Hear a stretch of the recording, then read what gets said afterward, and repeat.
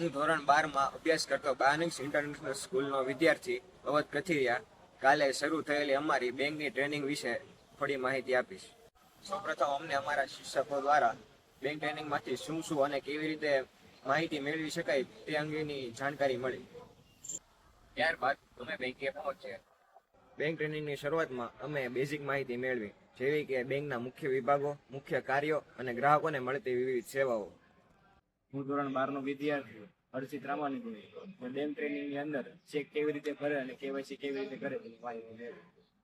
હું ધોરણ 12નો વિદ્યાર્થી વિરાજ કામળિયા બેંક ટ્રેનિંગમાં ચેક અંગેની માહિતી મેળવી કે જેમાં ચેકની પાછળ ક્રોસ લાઇન કરીને અકાઉન્ટ પે લખવાથી પૈસા સીધા જ ખાતામાં જમા થશે અને તેનાથી કેટલી સુરક્ષા જળવાઈ રહેશે તેને અંગેની અમે માહિતી મેળવી.